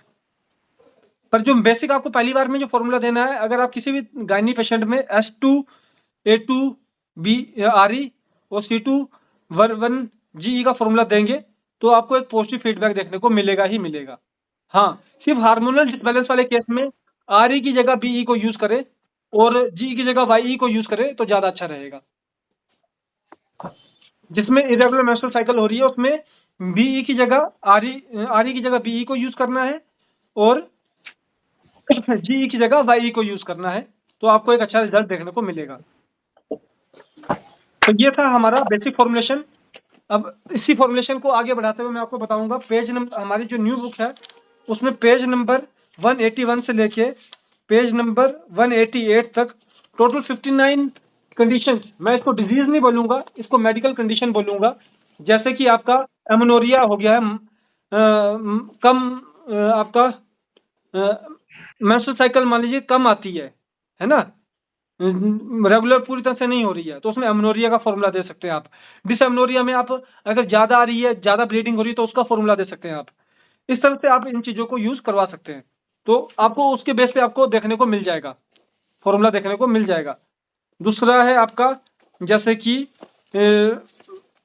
उसके बाद एक आपका आ गया हार्मोनल बेस, जिसमें आप एमनोरिया, डिसएमनोरिया इस तरह के रिजल्ट फॉर्मूला को देके देख सकते हैं। मेनोपॉजल हो गया, इस तरह के लिकोरी कंडीशन बनी तो लिकोरिया वाला फॉर्मूला देके देखिए। फिर दूसरा आपका आ गया ऑर्गन बेस। ऑर्गन बेस में आपका सर्विक्स के रिगार्डिंग कोई भी फॉर्मूला है तो उसमें लिखा हुआ है सर्विक्स, उसमें अगर आपकी इन्फ्लेमेशन है, ब्लॉकेज है, तो आप उसमें जो सर्विक्स वाला फॉर्मूला है उसको आप स्टार्ट करवा सकते हैं। क्लास एखनी जे छो बकबकाओ नहीं होता। डॉक्टर सर से रिक्वेस्ट रहेगा कि बस अपने जो माइक है उसको आप म्यूट रखें प्लीज। तो इसमें ही आपको सारे जो कंडीशंस हैं उसके रिगार्डिंग पे आपको पहले मैंने आपको हार्मोनल के बारे में बताया, जिसमें आपका एमनोरिया डिसएमनोरिया वाले फॉर्मूलाज को आप यूज़ करवा सकते हैं। दूसरा मैंने आपको जैसे लिकोरिया बेस्ड कंडीशन के बारे में बता दिया, क्योंकि सबसे कॉमन जो होता है वो वाइट डिस्चार्ज होता है फीमेल के अंदर किसी भी कंडीशन में, तो लिकोरिया वाला फॉर्मूला दे सकते हैं। उसके अलावा अगर ऑर्गन बेस पे जाते हैं और आपका सर्विक्स बेस पे कोई कंडीशन बन रही है तो उसमें आप सर्विक्स वाला फॉर्मूला दीजिए। वहीं पे अगर आपका यूट्रस बेस पे फॉर्मेशन बन रही है तो फाइब्रोइड का फॉर्मूला है, फिर मेट्राइटिस का फॉर्मूला है, यूट्रस डिस्प्लेसमेंट का फॉर्मूला है। ये फॉर्मूला आप देख सकते हैं, सारे फॉर्मूला इस बुक में लिखे गए हैं। उसके अलावा फिर आपका अगर मान लीजिए ओवेरियन कंडीशन बन रही है तो ओफराइटिस का फॉर्मूला लिखा गया है, पीआईडी का फॉर्मूला लिखा गया है। इस तरह से आपको इसमें फॉर्मूला देखने को मिल जाएंगे, है ना। इसी तरह से आपको फ्लोपिन ट्यूब वाला फॉर्मूला भी लिखा है, स्पंजिलाइटिस का फॉर्मूला लिखा गया है, सल्पंजाइटिस का फॉर्मूला लिखा गया है। तो इस तरह से आपको सारे फॉर्मुलेशन जो आपके 59 फॉर्मूलाज है, किसी भी तरह की गायनी कंडीशन को कवर करने के लिए आपको इन 59 में कोई ना कोई फॉर्मूला उस कंडीशन से मिलता जुलता आपको फॉर्मूला मिल जाएगा। जब आप इस फॉर्मूला को पहली बार D5 में यूज करवाएंगे तो आपको 10 में से 6 से 7 पेशेंट एक पॉजिटिव फीडबैक देंगे। दूसरी बार में अगर किसी तरह से नहीं होता है तो उसमें डोज को चेंज करेंगे। अभी हम डोज को दोबारा डिस्कस करने वाले हैं आज, तो उससे पहले मैं जो अभी क्वेश्चंस आ रहे थे, मैं चाहूंगा कि आप सब अपने क्वेश्चंस को दोबारा पुट ऑन करें। जी प्लीज अपना क्वेश्चन स्टार्ट करें। सर जी ये कहना है, जी सर डॉक्टर जावेद बोल रहे हैं सर। जी सर। सर कहना ये है कि आपकी सर 3 बुकें आई, फर्स्ट सेकंड थर्ड, जी, थर्ड जी। वाली बिल्कुल लास्ट वाली मौजूद है सर। जी जी तो सबसे पहले सर, अगर कोई ओवरी सिस्ट आया, जी, जी। S2L1B 2N1G सर दिया जाता है, जी जी जी और अगर फाइब्राइड आई तो S2A2B और C2N1G। सर सवाल इस बात का है जी कि 50% तो केस रिलीफ होते हैं, 50% रिलीफ नहीं होते जी हैं। जी तो सर जैसे वर्मन को कब इस्तेमाल किया जाए, क्योंकि सर जब पेशेंट आता है तो अल्ट्रासाउंड लेके आता है, जी पेशेंट कहता है क्या गारंटी है कि कितने समय में ठीक हो जाएगा, तो हम लोग ये बताते हैं कि 4 महीने 6 महीने में भाई ठीक हो जाएगा। वो जी कहता है अच्छा ठीक है, आप अल्ट्रासाउंड कब करवाइएगा, तो हम कहते हैं 2 महीने बाद भाई करवाएंगे। जी तो 2 महीने बाद करवाया गया तो कुछ केस तो बहरहाल रिलीफ होते हैं और कुछ केस पता चलता है कि रिलीफ ही नहीं होता है। अब जैसे मान लीजिए ओवरी सिस्ट है सर, जी S2L1B C2N1G देने से सर 50% के करीब रिलीफ हो जाते हैं या उससे कम। अब रिलीफ नहीं ना, तो S2L1B की जगह क्या करें और C2N1 की जगह क्या करें, वर्मन कब इस्तेमाल करें, ये भी बताइए। जी ओके। पहले तो मैं आपका जो सबसे पहला क्वेश्चन पार्ट था उसके ऊपर जाऊंगा, जो आपने बोला कि 50% को रिलीफ आता है, जो 50% है उसको रिलीफ नहीं आता है, चाहे वो 40 हो चाहे जी। 60 हो। पर जिसको रिलीफ नहीं आता है ना, सबसे पहली बार जब आपके पास पेशेंट आता है उसके सारे जो सिम्टम्स हैं उसको आप जानकारी लें, है ना, कि क्या क्या उनके सिम्टम्स थे, जी। है ना।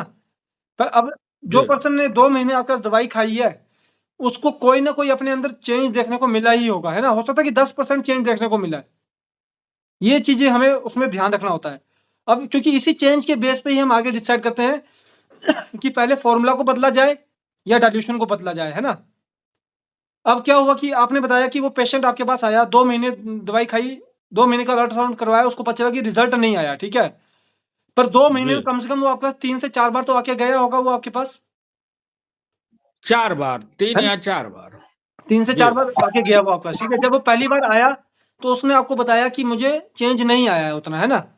तो उस समय जी। आपको उसकी डोजेस को चेंज करवा देना उसी समय। डोज को लाइटर टू लाइटर कर दीजिए, स्ट्रॉन्गर टू स्ट्रॉन्गर कर दीजिए कंडीशन के अकॉर्डिंग, है ना।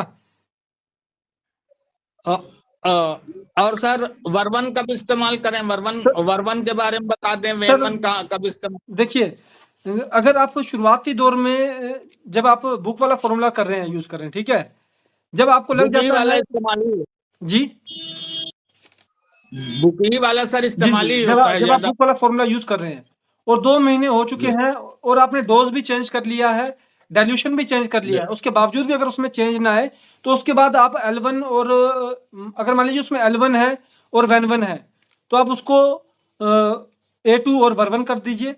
और अगर उसमें आपका A2 और वर्बन है तो उसको L1 और वेन 1 कर दीजिए फॉर्मूला में।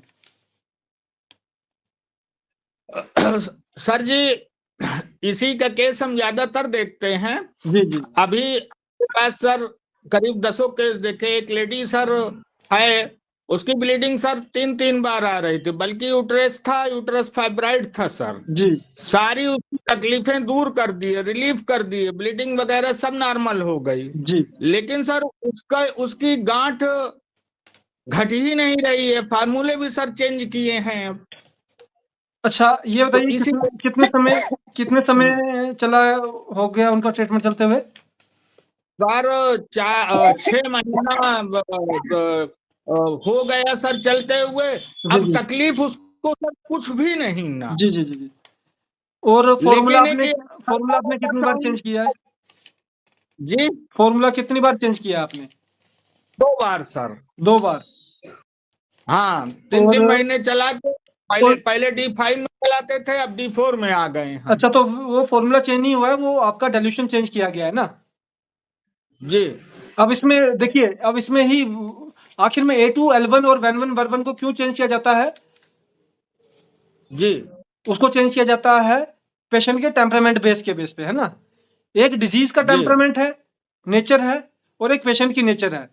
पहले हम पेशेंट डिजीज की नेचर से स्टार्ट करेंगे, उसको जाते जाते हम पेशेंट की नेचर पे ले जाके खत्म कर देंगे। अब मान लीजिए वहां पे आपको लगता है कि पेशेंट आपका संगवाइन पेशेंट है और उसमें L1 यूज हो रहा है, तो आपको उसमें फिर A1 का यूज कर लेना चाहिए, क्योंकि डिजीज के सिम्टम खत्म होने का मतलब उसकी जो नेचर है वो खत्म हो चुकी है, ठीक है? अब वो डिजीज नहीं खत्म हो रही है, वो क्योर नहीं हो रही है। हील तो हो गया पर क्योर नहीं हो रहा है ना। जी तो क्योर नहीं हो रहा तो उसका मतलब फिर हमको वहां पे जो टेम्परामेंट चेंजेस हैं वो करने ही पड़ेंगे।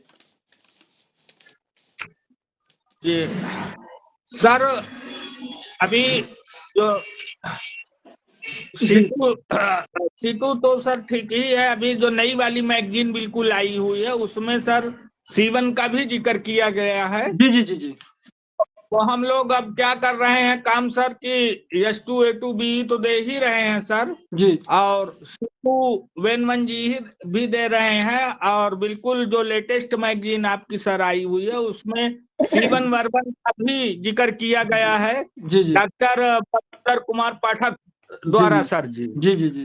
तो अब हम लोग क्या कर रहे हैं कि C1 वर्बन भी सर दे रहे हैं। देखेंगे इसका क्या रिजल्ट होता है वो सर। एकदम से नहीं देना है, जी पर C1 शुरू के 2 हफ्ते से 1 महीने तक, 1.5 महीने तक बेसिक फॉर्मूला दीजिए, उसके बाद फिर आप दूसरी चीज को ऐड कर लीजिए।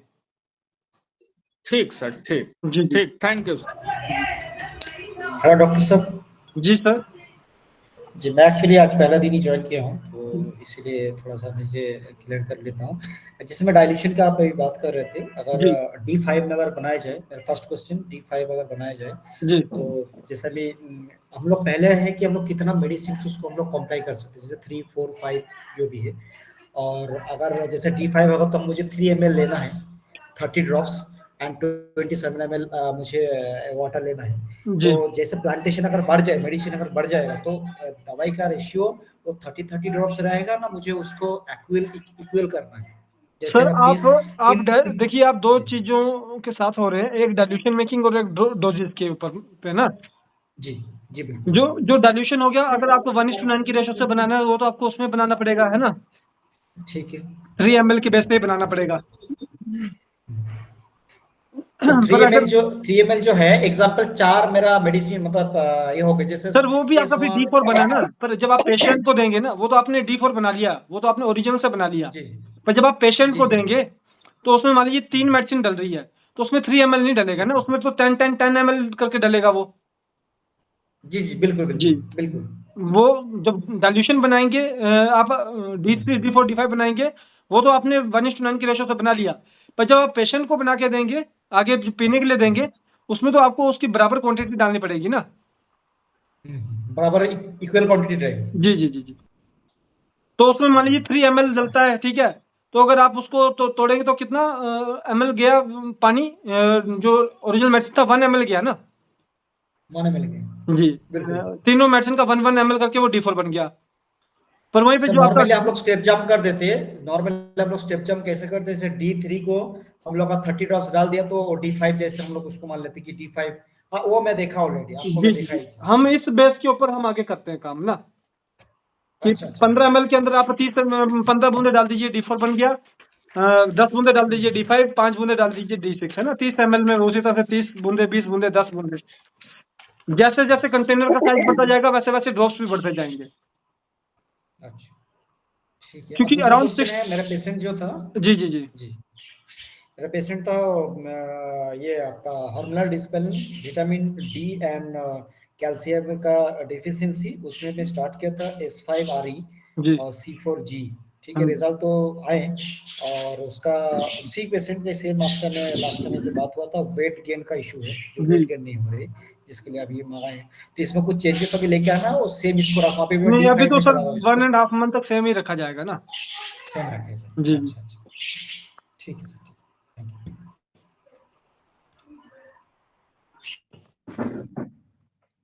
जी, और कोई डॉक्टर सर का कोई किसी का क्वेश्चन? सर थोड़ा सा यहाँ पर एक ट्रैक चेंज करके मैं बोल रहा था, तो वो डायबिटिक के बारे में कुछ पूछना था, कुछ एडवाइस लेना था, उसके बारे में बताओ। तो जी पूछो सर। जी पूछ सकते हैं सर, कोई इशू नहीं है। सर डायबिटीज में जो मैंने जो दिया था एक पेशेंट को, तो पहले तो काफी रिकवर हो गया, लेकिन फिर बाद में उसका रिजल्ट फिर नहीं आने लगा है सर। और मतलब उसका फिर मतलब कि जो रिकवरी हुई थी वो भी वापस खत्म हो गई है, या फिर? हाँ हाँ वो भी खत्म हो गई। HbA1c फिर 10 पॉइंट समथिंग आ गया और उसका। सिम्टम्स क्या चेंजेस आए हैं? जी सर, सिम्टम तो कोई चेंज नहीं हुआ सर। शुगर तो थी, ये शुगर लेवल बढ़ गया। शुगर लेवल, ऐसे मान लीजिए जो स्वेलिंग होती हो, प्यास लगती हो, आंखों की धुंधलाई, किसी तरह का उसको दवाई लेने से पहले कोई सिम्टम्स थे? वीकनेस आ रही है बस। हमारी दवाई लेने से पहले भी उसको जो सिम्टम थे वो खत्म हुए थे, और फिर दोबारा से वो हाँ पहले सिम्टम आने शुरू हो तो गए ना? कितने हाँ समय पहले ट्रीटमेंट कितने तो समय चला है? सर अभी 2 महीना तो हो गया है सर। ओके, और डाइल्यूशन 3 चेंज महीना। किया गया क्या? नहीं, डाइल्यूशन तो अभी तो मैं वही डाइल्यूशन दिया था, लेकिन नहीं, मतलब D4, D5, क्या D6, उसको चेंज किया? D4, D5, D6 को D6 चेंज में किया दे गया रहा था? हूँ सर। D6 में दे रहा हूँ सर। D6 में दे रहे हैं ना सर? लंबे समय तक D6 में देंगे तो रेजिस्टेंस बन जाता है, उसकी वजह से थोड़ा कम हो जाता है, ठीक है। आप अभी क्या अच्छा करें सर। ना, आप उसको अभी, अगर उनके पास मेडिसिन है पेशेंट के पास, हाँ हाँ तो पेशेंट पानी खूब ठीक ठाक पी लेता है?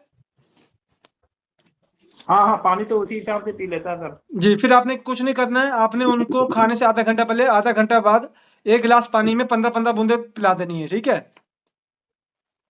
और 2 हफ्ते अभी के तो बाद वही आपने डोज दे रहा हूँ। जी अभी तो वही डोज दे रहा था। मैंने अभी एडवाइस किया उसको 1 लीटर पानी में मिला के उसको जो है ना ये फिर वाला सर डोज देने फिर के आप लिए एक सर। काम कीजिए ना, आप डाइल्यूशन चेंज कर दीजिए, D6 की जगह D4 पे चले जाइए। आधा घंटा पहले, आधा घंटा बाद ही रखिए, पर D6 की जगह D4 पे चले जाइए। अच्छा अच्छा। क्योंकि जब रिजल्ट आने से रुकता है तो उसका मतलब कि आपका बॉडी में रेजिस्टेंस बन गया है, और आपको कोई भी जब पेशेंट हो उसको 1.5 महीने से ज़्यादा D6 को ज़्यादा मत चलाएं, उसके बाद एक बार उसको D5 या D4 करके देख लेना चाहिए, है ना। कहाँ पे? वो 1 लीटर डाइल्यूशन में जो बनाते हैं तो उसमें D4 ही बनावे या D6 ही बनावे? नहीं, 1 लीटर में नहीं बनाना है सर आपने। नहीं तो जाना तो इधर को ही है ना, आप इधर की साइड हेलो, आओ ना, उधर कावेरी की साइड में जा रहे हो। उसको जब 5 ml करके 10 ml करके देते हैं उसको ये जी दवाई देते हैं। मान लीजिए, देखिए आप उसको डाइल्यूशन बना के देंगे ना, हाँ हाँ हाँ D6 बना के दिया आपने उसको डाइल्यूशन, है ना। हाँ हाँ आप उसको बस D4 कर दीजिए, और खाने से आधा घंटा पहले, आधा घंटा बाद चल रहा था ना। जी जी जी। जी, आप उसको चेंज कर दीजिए। अच्छा, उसको अच्छा। क्या बोलते हैं, खाने से आधा घंटा पहले, आधा घंटा बाद ही रखिए, पर जो डाइल्यूशन D4 कर दिया है, 1 गिलास पानी में 15 बूंदा देना स्टार्ट कीजिए, और उसके बाद जैसे 1 हफ्ते के बाद देखिए कि क्या चेंजेस आए हैं। खाने, और हमको जो डोज रखना है वो स्टैंडर्ड रखना है, खाने से 5 मिनट पहले, खाने के 5 मिनट बाद। ठीक है। जी, तो उसमें तो कुछ डोज तो घटा देना होगा ना सर, तब जो ड्रॉप तो घटानी होगी। ड्रॉप नहीं, ड्रॉप 15 बूंदे ही रखेंगे। अच्छा 10 बूंदे 15 बूंदे ही रखेंगे। जो आपने स्टैंडर्ड एक बार चला दिया वही रखो, ड्रॉप्स उतने रखो। सिर्फ जो पानी की हाँ। क्वांटिटी है उसको कम करो। ठीक है। पर अभी क्या है कि पेशेंट की रेजिस्टेंस बन गई तो पानी ज्यादा ही रखना पड़ेगा आपको, पर डाइल्यूशन चेंज करके आप D4 कर लीजिए। बाकी आपके पास हमारा नंबर है, अगर मान लीजिए आप एकदम से देते हैं और कोई सडन चेंजेस आते हैं तो आप एक बार बात कर लेंगे, ठीक है? ठीक है। जी जी जी। ठीक है।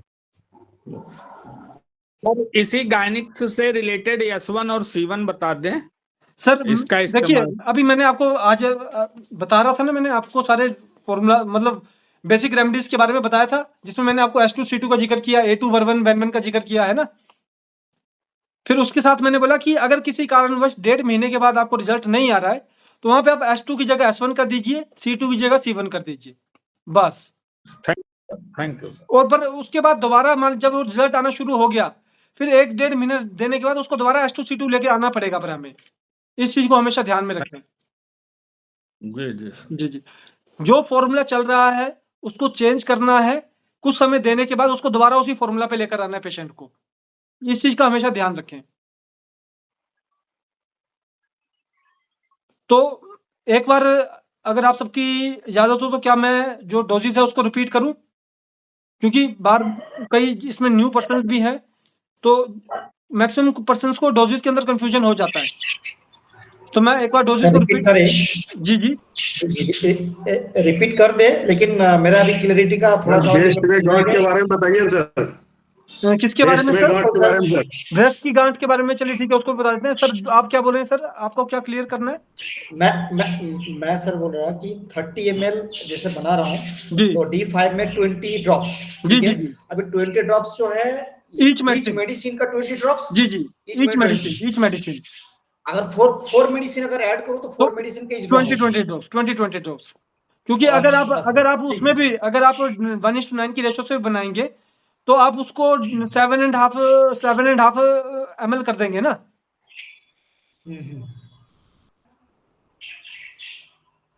तो 7 ml कर देंगे अगर 4 मेडिसिन डाल रहे हैं। अगर 3 मेडिसिन डाल रहे हैं तो 10 ml करके डालेंगे, यही रहेगा ना उसमें भी। तो सर इसमें मेडिसिन प्रॉपर्टी तो बढ़ जाएगा ना। एग्जांपल तौर पे अगर 20 ड्रॉप्स मुझे टोटल चाहिए, ठीक है, कि आप D4 एग्जांपल मान ले, ठीक है, तो D4 में जैसे में 30 ड्रॉप्स चाहिए, ईच मेडिसिन का अगर मैं 30 ड्रॉप्स ले लूं तो मेडिसिन का प्रॉपर्टी तो पूरा बढ़ जाएगा। सर आप मुझे एक बात बताइए, 1:9 की रेशो से आपने एक फॉर्मूला बनाया, ठीक है जी। अब आपने उसमें क्या किया कि आपने वो तो आपने डाइल्यूशन बना लिया, ठीक है, 1:9 की रेशो से डाइल्यूशन बना लिया। अब आपने एक पेशेंट को फॉर्मूला देना है, मान लीजिए आपने उसको 4 मेडिसिन का फॉर्मूला देना है, ठीक है, 30 ml में। तो अब आप उसको कैसे बनाएंगे? 4 मेडिसिन की बराबर क्वांटिटी डालेंगे ना उसमें। अच्छा, आप कैसे बनाएंगे? जो डाइल्यूशन है उसको बना के देंगे पेशेंट को। मैं सर कैसे करता हूँ, आपका D3 का डायरेक्टली अगर मुझे D5 अगर देना है, जी जी जैसे D3 से D5 में तो 20 ड्रॉप्स देता हूँ। मुझे सवाल यही था कि 20 ड्रॉप्स ईच मेडिसिन और 20 ड्रॉप्स जैसे 3 मेडिसिन मुझे देना है तो उसका मतलब डिवाइड इक्वल करके मुझे डालना है। यही चीज का मुझे कंफ्यूजन है। बात समझ में आ रहा है ना सर? एग्जांपल तौर पे अगर मैं D3 से D4 जा रहा हूँ, 30 ड्रॉप्स चाहिए, तो अगर 3 मेडिसिन 10 डालेंगे तो 30 ड्रॉप्स हो जाता है। और ये मैं समझ में आया, लेकिन अगर ईच मेडिसिन 30 ड्रॉप्स डाला तो मेडिसिन का कंटेंट बढ़ जा रहा है। मुझे सवाल है सर वो नहीं, एक मिनट रुकिए ना। वो मेडिसिन का किसकी बात कर रहे हैं आप? 30 ड्रॉप्स की? मैं एग्जांपल D3 से अगर D4 में गए जी जी, तो मुझे फॉर्मूला क्या करना है कि अगर आप 15 ml का कंटेनर ले रहे हैं ना, इसमें बात 30 ml का पकड़ के चले, साथ में कंटेनर की बात हो रही है। 30 ml कंटेनर सर, 30 ml का कंटेनर लेके चल रहे हैं तो उसमें तो आपको 30 ड्रॉप्स डालनी पड़ेगी ना, क्योंकि सर जी 1:9 का रेशियो होता 27:3। हाँ जी, 3 ml हो गया ना, ठीक है, 3 ml हो गया वो। अब आप एक काम कीजिएगा, 1 ml को ना ड्रॉप्स करके देखिएगा, ठीक है। आप 30 आपको कुछ नहीं करना है, जो 30 ml का कंटेनर होता है ना उसको सिंगल ड्रॉप करके निकाल के देखिएगा, देखना कितनी ड्रॉप्स आती हैं, ठीक है। मिनिमम 600 ड्रॉप्स आती हैं 30 ml के कंटेनर से। अगर सिंगल ड्रॉप निकालेंगे ना आप, बिल्कुल सर, तो उसका मतलब कितना 60 ड्रॉप्स का बना, 1 ml बना है ना। बिल्कुल। तो आपने तो कितनी डाली? आपने तो उसमें भी 30 ड्रॉप्स डाली है ना, तो वो भी ½ ml हुआ, वो भी है ना। तो इसका मतलब ईच मेडिसिन का मुझे काउंट करना पड़ेगा। जी जी, मैं डालनी एक चीज आपको ईच मेडिसिन की डालनी पड़ेगी डाइल्यूशन बनाने के लिए। 30 ml में 4 है तो चारों की 30 ड्रॉप्स डाली तो वो आपका बाय कॉन्टैक्ट बेस वो बना आपका 2 ml, ठीक है। बाकी आपने डाल दिया पानी। ठीक है, ठीक क्या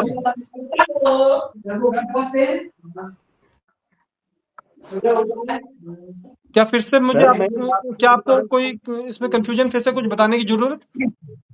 हाँ सर, इसमें तो थोड़ा सा ये जो हम 30 ml में 10 सर ड्रॉप देते हैं। एक सेकंड पहले मैं सबसे रिक्वेस्ट करूंगा कि कृपया करके अपना जो माइक है वो ऑफ कर दे। जो सिर्फ क्वेश्चन पूछे वही माइक ऑन करे, क्योंकि बहुत ज्यादा डिस्टर्बेंस आ रही है। मैं बोलूं सर? जी सर। हाँ, कह रहे थे कि ये ने जो अभी भाई साहब एक क्वेश्चन कर रहे थे जी कि 30 ml में 10 ड्रॉप्स अगर डालते हैं, अगर जो हम D6 बनाते हैं, जी जी जी 10 ड्रॉप्स बनाए हैं, जी जी चाहे D5 बनाए थे 20 ड्रॉप्स डाले उसमें, जी जी अगर 4 मेडिसिन में 20 ड्रॉप्स अगर डालते हैं तो 4 ml हो गया ना सर? नहीं नहीं सर, 4 ml नहीं हुआ, 60 ड्रॉप्स का 1 ml होता है।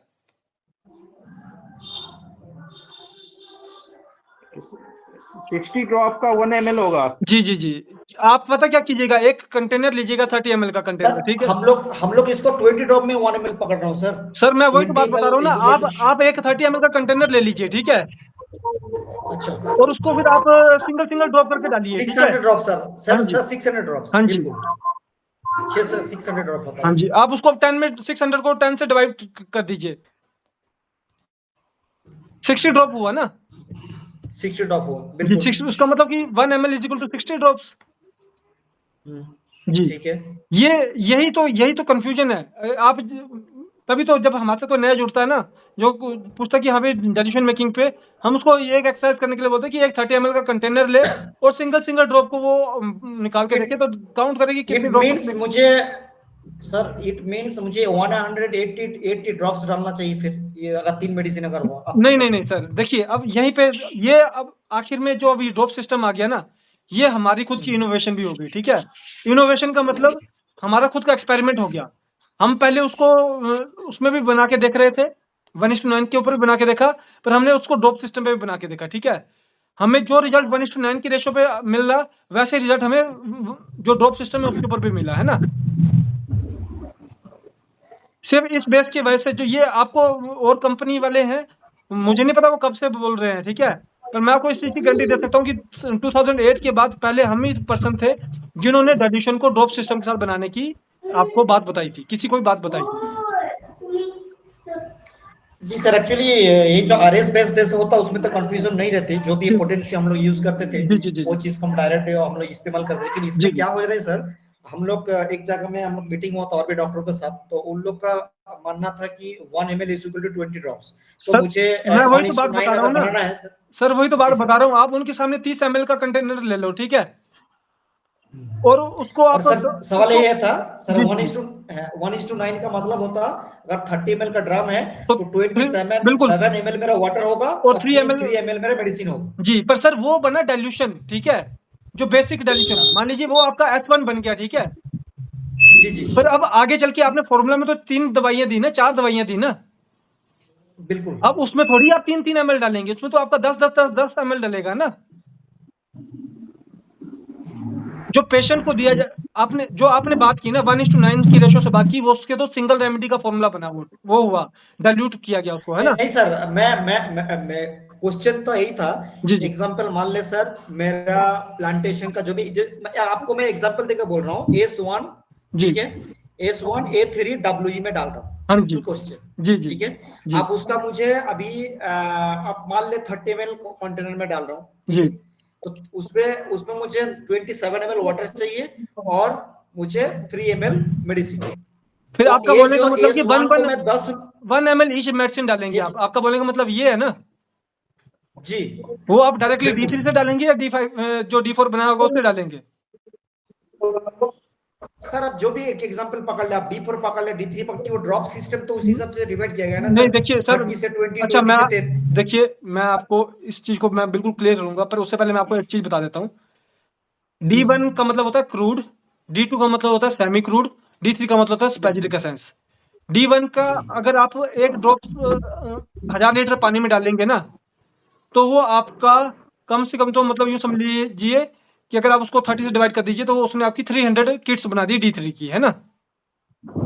ये होता है D1, ठीक है? D2, D3 मैटी जी ने D3 के बाद D4, D5, D6 बोला गया है ना, जिसको D4 को फर्स्ट डाइल्यूशन, D5 को सेकंड डाइल्यूशन, D6 को थर्ड डाइल्यूशन, यही 3 चीजों को बताया ना काउंट मैटी जी ने।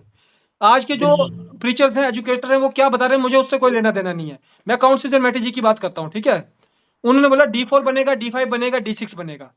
अब आपने क्या किया, D5 आपने D4 बना लिया, ठीक है? 1:9 की रेशो से बनाया। अगर आप इमेजिन कर लीजिए आपने क्रूड लिया 30 ml में, आपने क्या किया कि अब आपको उसका S1 का क्रूड से आपको S1 का डाइल्यूशन तो बनाना पड़ेगा ना, D4, D5, D6 कुछ तो बनाना पड़ेगा ना आपको जी। अब उसमें मान लीजिए आपने क्या किया कि जो S1 का क्रूड था उससे आपने D4 बनाया, ठीक है? तो उसके लिए आपने क्या किया, एक कंटेनर लिया 30 ml का, उसमें आपने 3 ml डाल दिया, S1 डाल दिया, 27 ml डाल दिया अपने वाटर, ठीक है? वो आपका बन गया डाइल्यूशन ऑफ S1। उसी तरह से आपने C1 भी बना लिया, अदर भी बना लिया, बन गया डाइल्यूशन ऑफ S1 C1 जो भी बन गया, ठीक है? वो पर्टिकुलर रेमेडी का। पर अब यहाँ से अब आगे आप देंगे पेशेंट को। जब आपने पेशेंट को दिया तो आप वहां पे उसको अकेले S1 तो दे नहीं रहे ना, S1 के साथ मान लीजिए C1 दे रहे हैं, YE दे रहे हैं, तो वो कितनी 3 रेमेडी होगी ना। अब आप ऐसा थोड़ी करेंगे कि 3 रेमेडी का 1-1 ml डालेंगे, बाकी आप पानी भर देंगे। यही सर क्वेश्चन है, यही चीज का आपसे वही सर मैं ये मतलब मुझे solution ईच मेडिसिन का ही मुझे सेम इक्वल 1:9 का जो फॉलो है ईच मेडिसिन को मुझे देना पड़ेगा। सर 1:9 जो होता है वो आपका ईच मेडिसिन का डाइल्यूशन बनाने में होता है। जो पेशेंट को आपको आगे डाइल्यूशन देना है ना, उसमें इक्वल क्वांटिटी ऑफ रेमेडी जाएगी, क्योंकि वो डाइल्यूशन अकेले डाइल्यूशन नहीं ले रहा, वो साथ में वो पूरा कॉम्प्लेक्स फॉर्मूला ले रहा है ना।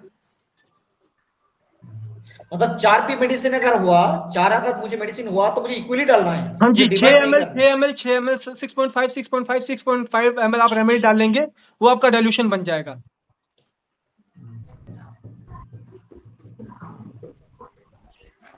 सर बाकी सर मैं- बाकी आपको सर मुझे लग रहा है कंफ्यूजन अभी भी है।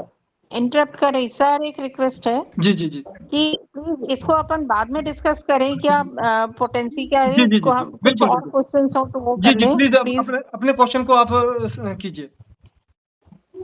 सर मेरा एक क्वेश्चन है कि मेरे एक पेशेंट है, उनका जो रिपोर्ट आई है पैथोलॉजी में, उसमें उन्होंने कहा है कि मतलब डॉक्टर ने ये कहा है कि जो यूट्रस है वो हाफ है, डेवलप नहीं हुआ है, तो उस Okay. समय उस कंडीशन में क्या करा जाए? मैम इसमें ना आप जो कंसीव नहीं हो पा रहा है, जी जी जी इनफर्टिलिटी का केस है जी। जी जी जी जी अच्छा, ये जो आपने जो टर्म ली है ना कि हाफ यूट्रस, ठीक है, ये हाँ, आज के टाइम पे इन सारे जो हमारे पैथोलॉजिकल्स होते हैं, लैब होते हैं, इनके ना टर्मिनोलॉजी होती है, ठीक है? एक लैब ने जी। ये टर्मिनोलॉजी दी है तो दूसरी लैब ही कोई और टर्मिनोलॉजी उसको देती है, ठीक है? हाँ जी। जी हाँ, हम उसको हाफ तो नहीं बोल सकते, हम ये बोल सकते कि उसका साइज छोटा है यूट्रस का, ठीक है? हाँ, ठीक से डेवलप नहीं है जी जी जी, तो उसका मतलब उसका साइज हाँ। छोटा है, ठीक है? तो जी। इसमें आप जो मेट्राइटिस वाला फॉर्मूला है उसको भी आप यूज करवा सकते हैं। हाँ, पर अभी इसमें हमें देखिए आखिर में हमें क्या चीज देखना पड़ता है कि बीमारी तो है ही है, उसके साथ और क्या क्या चीजें हो रही हैं उसको, ठीक है? अब उसका यूट्रस जैसे छोटा है, ठीक है? क्या उसके साथ उसको हाँ। वाइट डिस्चार्ज हो रहा है? क्या उसको इरेगुलर मेंस्ट्रुअल साइकिल बन रही है? हाँ, इरेगुलर है हाँ। तो इरेगुलर, चलिए एक इरेगुलर, इसका मतलब हार्मोनल बेस में जो गड़बड़ हो रही है वो हो रही है इरेगुलर मेंस्ट्रुअल साइकिल की, वाइट डिस्चार्ज नहीं हो रहा उसको, है ना? नहीं, वाइट डिस्चार्ज नहीं है, लेकिन है ना इरेगुलर है, और है ना फर्स्ट डे या सेकंड डे आता है, उसके बाद में आता ही जी, नहीं है। इसका मतलब वही जी। इरेगुलेशन हो गया कि कम आ रही है उसको, ठीक हाँ, है? तो हाँ, आप इसमें बहुत और कम। कुछ मत कीजिए, आप इसमें जो फॉर्मूला है पेशेंट का हमारा देना, तो हमने इसमें मेट्राइटिस वाला ही देना है, सॉरी वो एमनोरिया वाला ही देना है, जो पहला फॉर्मूला है ना गायनी के, उसमें एमनोरिया वाला आप इससे स्टार्ट कीजिए इसको, ठीक है? S2A2RE C1 हो गया, ठीक है? जी। फिर हम ओके ओके। हम अगले 2 से 3 साइकिल तक ऑब्जर्व करेंगे पेशेंट को कि क्या हुआ, 1.5 महीने तक D5 में, तो उसके बाद फिर आप थोड़ा बात कीजिए हमसे डायरेक्टली। फिर अगर हम डिसाइड करेंगे कि पेशेंट पॉजिटिव में ही है तो हम उसको 2 हफ्ते और आगे करके D5 में करके फिर उसके बाद बेशक उसको D4 या D6 कर देंगे एक बार, है ना। ओके पर जो स्टार्ट करना है ठीक वो है हमने इसी को करना है। बाद में जहाँ पे इसमें S2 A2 है, ठीक है, पेशेंट मान लीजिए लिम्फेटिक निकला तो हम उसमें क्या कर देंगे, A2 की जगह L1 कर देंगे और VER1 की जगह VEN1 कर देंगे, है ना। ठीक है जी, इस तरह से हम चेंजेस कर देंगे, पर इसी फॉर्मूला के बेस के ऊपर कोई खास चेंज और नहीं करना पड़ेगा। Okay thank you sir thank you ji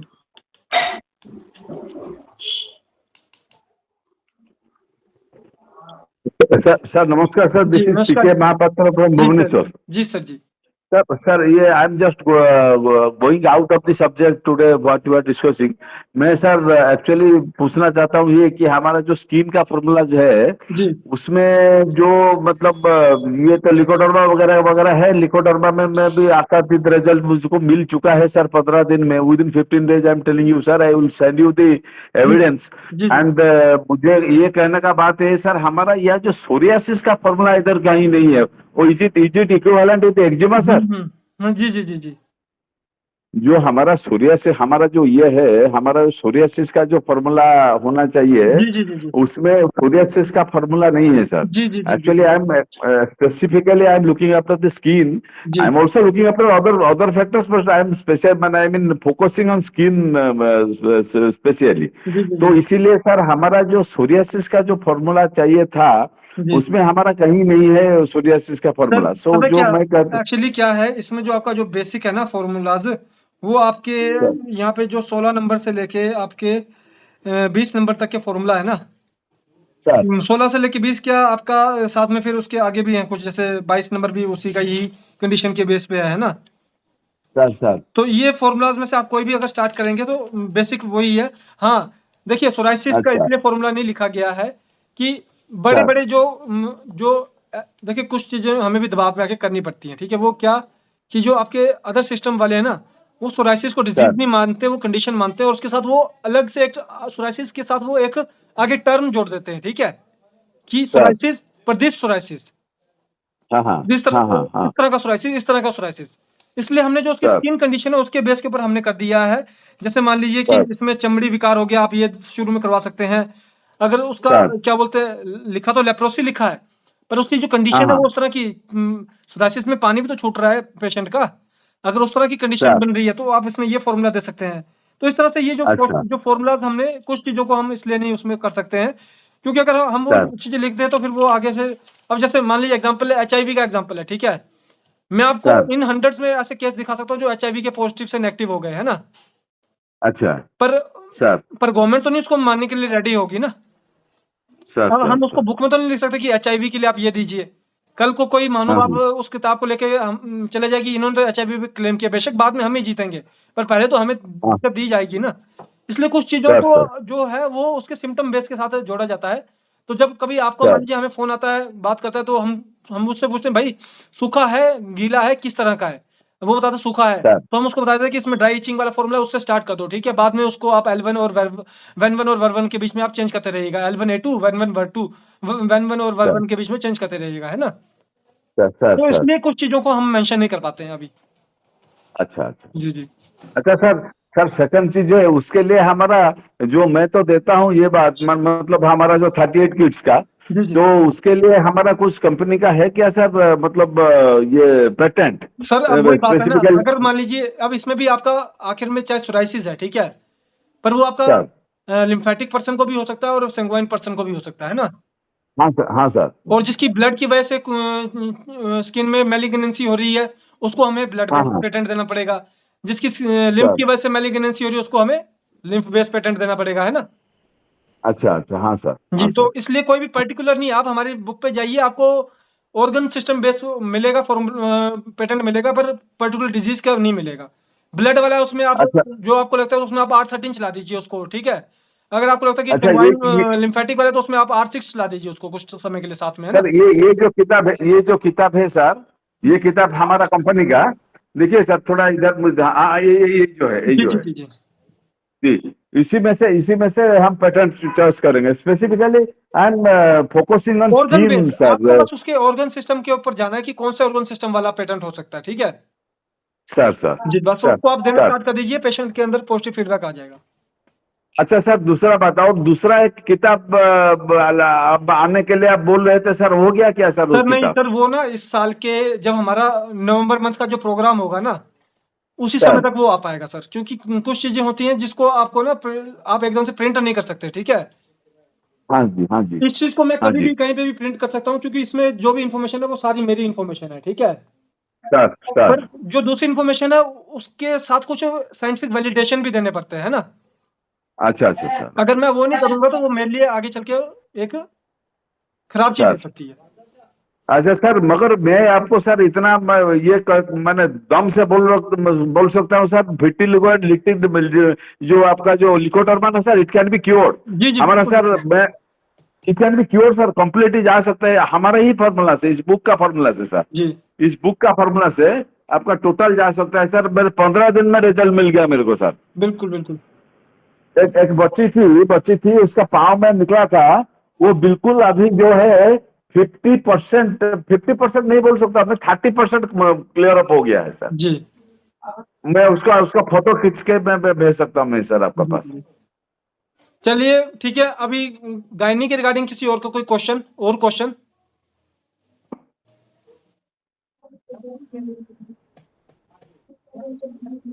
best या गांठ का सर बताइए। ब्रेस्ट की गांठ का सर, ये आपका जी सर बताइए। जी जी जी, ये आपका फॉर्मूला जो है वो आपको उसमें मिलेगा, ब्रेस्ट कैंसर वाला फॉर्मूला मिलेगा। जो कैंसर वाला जो है ना ब्रेस्ट हमारा कैंसर दूसरा ना हो गया सर?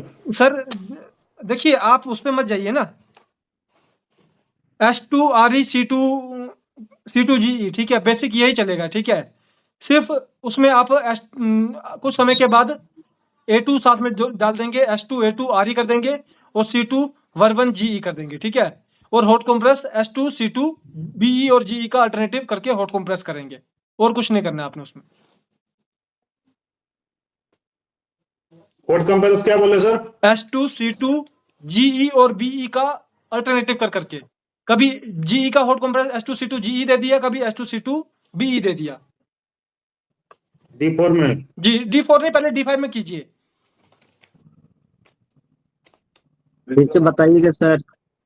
जी जी, H2 जी फिर से बताइएगा। H2C2 हॉट कंप्रेस ना नहीं नहीं, जो बेसिक फार्मूला सर, बताया वो था। है H2ReC2GE। H2ReC2GE, कुछ समय के बाद उसमें आप A2 और वर्वन को ऐड कर देंगे। ओके। H2 के साथ A2 कर देंगे, C2 के साथ वर्वन कर देंगे, ठीक है। और जो हॉट कंप्रेस है वो H2C2BE और GE का अल्टरनेटिव करके देंगे। जी H2C2BE, कभी भी H2C2BE दे दीजिए, कभी H2C2GE दे दीजिए।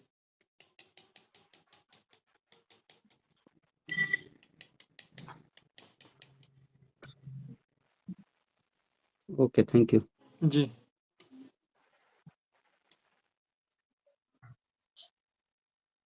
लिकोरिया में सर H2L1B C2N1G जब H2 की जगह S1 कर देते हैं सर और C2 की जगह C1 C1 कर देते हैं, तब फॉर्मूला ज्यादा अच्छा काम करता है सर। बिल्कुल बिल्कुल। ज्यादा इसमें देखे सर अच्छा, पर सर हमने। अब आप मेरे को एक बात बताइए ना, अगर आप उसमें पहले S2 और C2 को यूज नहीं करेंगे और सीधे S1 C1 को आप यूज करवा के देख लीजिए, आपको जो एक बेटर रिजल्ट बोल रहे हैं ना, आपको वो देखने को नहीं मिलेगा। हाँ सर, क्या कहते हैं, ऐसा क्या वो आपकी बात मानते हैं, पहले आपको बेसिक फॉर्मूला, लेकिन जब बेसिक पेशेंट चीज के दोबारा बेस पे आया जाना पड़ेगा, उसके बाद फिर आप अपडेट करते रहिए। जो एक्सपर्ट आपको फॉर्मूला बताता है ना, वो आपको गाइड जी के फॉर्मूला के बाद का फॉर्मूला बताता है। अगर आप एकदम से एक्सपर्ट वाला फॉर्मूला देंगे, हो सकता है आपको असर ना करे, पर पहले आप गाइड का फॉर्मूला देंगे, फिर एक्सपर्ट का फॉर्मूला देंगे, उसके बाद उसको स्टार्ट करेंगे, तो डेफिनेटली हाँ आपको सर, पॉजिटिव फीडबैक देगा ही देगा। इस चीज को हमेशा याद रखा जाए। हाँ सर, हाँ सर, हुआ यही सर एक्चुअली जो आप बता रहे हैं। जी जब पहला तो चेंज हुआ तो फिर उसकी जगह S1 C1 कर जी दिया। जी जी ठीक सर, याद आ गया। Thank you sir. जी, बहुत बहुत धन्यवाद। जब हम आपस में बात करते हैं, इस तरह के पॉइंट्स आते हैं और हमारी कई चीजें क्लियर हो जाती हैं। शायद से हम सभी को इस चीज से सहमत होना चाहिए, इसलिए रेगुलर कम्युनिकेशन रहे तो एक अच्छी बात रहती है। जो अभी जी बोलिए प्लीज।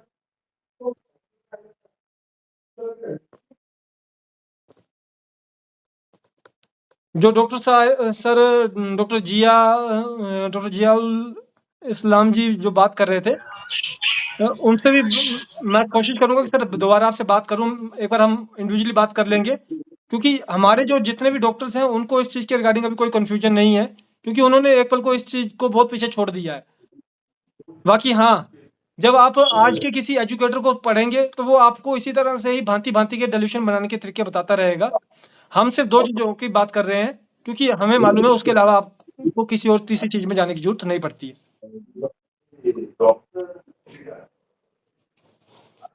तो नेक्स्ट टाइम मैं जैसे पर्टिकुलर हो गया फाइब्रॉइड, फिर उसके बाद सिस्ट हो गया, इस तरह से हम पर्टिकुलर डिजीज़ पे हम आगे चलेंगे। कोशिश करेंगे कि आगे 2 से 3 और लेक्चर किया जाए गायनी के ऊपर। आज मैंने सिर्फ आपको जैसे बेसिक रेमेडीज़ के बारे में बताया। अगली बार मैं जैसे फाइब्रॉइड में क्या सिम्पटम हो सकते हैं, आपको क्या-क्या देखने को मिल सकता है, आपको उसको क्या-क्या चेंजेस करने चाहिए, फ़ॉर्मूला में कब कौन-सा चेंज करना है, अगली बार मैं वो चीज़ शेयर करूँगा। उससे अगली बार सिस्ट के ऊपर बात कर लेंगे, फ़्लोपियन ट्यूब ब्लॉकेज के ऊपर बात करी जाएगी। इस तरह से हम आगे चल के अपने सारे जो लेक्चर्स को कंक्लूड करेंगे और आपस में बात करते रहेंगे। अभी कुछ हमारे आगे भी कुछ बिज़ी शेड्यूल आने वाले हैं, पर मैं कोशिश करूँगा कि अगले मैं 2 लेक्चर में गायनी को मैं कवर कर लूँ पूरा। तो अगर किसी डॉक्टर का कोई क्वेश्चन हो तो वो मुझसे पूछ सकता है। और जाते-जाते मैं सर, आपको सर, जी। एक जी सर। क्वेश्चन है सर। जी सर।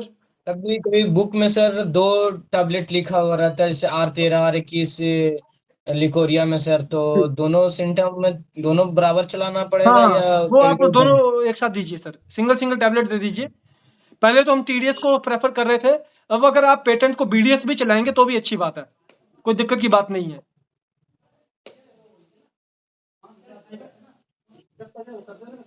जी सर।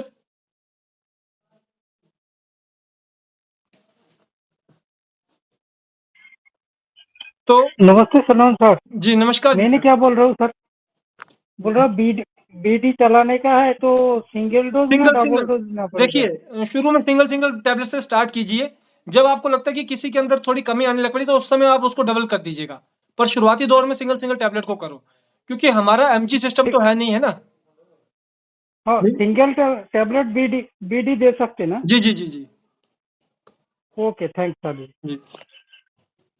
सेशन को कंक्लूड करेंगे और उसी के साथ मैं आप सबसे एक बार फिर से रिक्वेस्ट करूंगा कि कृपया करके आप लोग जो डिजीज़ हैं, अपने 5 डिजीज़ हैं, उसको जल्दी से सिलेक्ट करके हमें बताएं। अपने जो प्रमोटर्स हैं उनको बोले और उन्हें बोले कि आगे आपको दे दी जाए। खत्म करने से पहले मैं आप सबको हमारी जो लैब है उसके सर कहाँ पे भेजूं हैं? जी सर। डिजीज कहाँ पे भेजूं? सर, ग्रुप पे भेजूं क्या मैं? सर आपके पास अगर डायरेक्ट मेरा नंबर है तो आप उस पे भेज दीजिए, अदरवाइज जो आपके प्रमोटर हैं आप उनको भी भेज सकते हैं। ठीक। इसके साथ ही मैं आपको थोड़ा सा बताना चाहूँगा। सर आपका जो व्हाट्सएप नंबर है वो व्हाट्सएप नंबर भी मैसेज कर देने से होगा ना सर? जी सर जी। हमारे अभी आप सब में से कई लोगों ने विजिट भी किया लैब को, तो मैं आपको बताना चाहूँगा कि हमारी रेनोवेशन हो रही थी। ये मेरा ऑफिस है। पहले आपने देखा होगा कि पिछले लेक्चर्स में पीले रंग की दीवार होती थी, फिर अभी हमने उसको चेंज कर दिया है। ये हमारा लैब एरिया है। आप देख सकते हैं बाहर मौसम भी थोड़ा सा ख़राब चल रहा है ना, और ये हमारा लैब एरिया है। ये PVC की जा रही है इसको।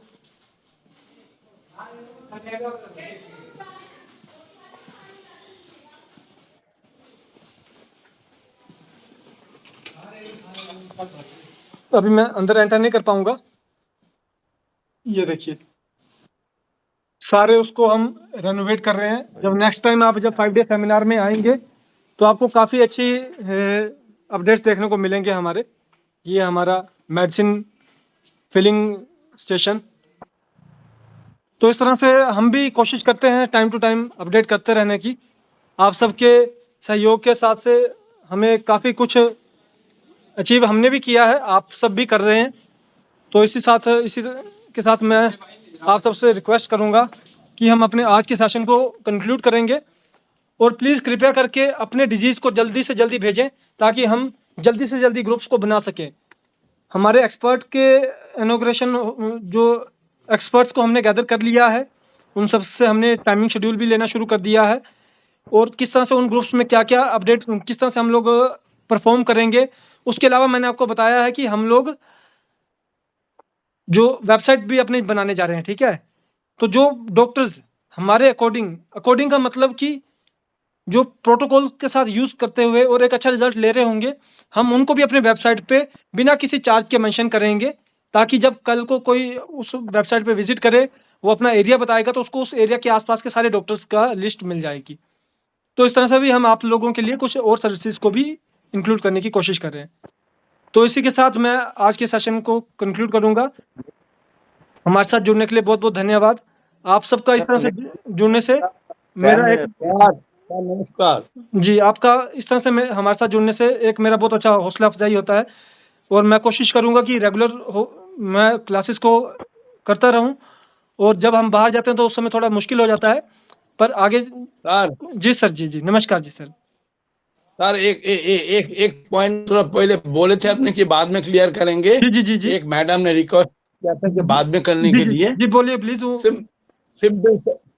मैं 3 क्वेश्चन कर रहा हूँ, जी उसका जवाब में मेरे ख्याल से मेरा क्लियर हो जाएगा। जी वो है आपका मेडिसिन D3 का है ना? जी सर जी।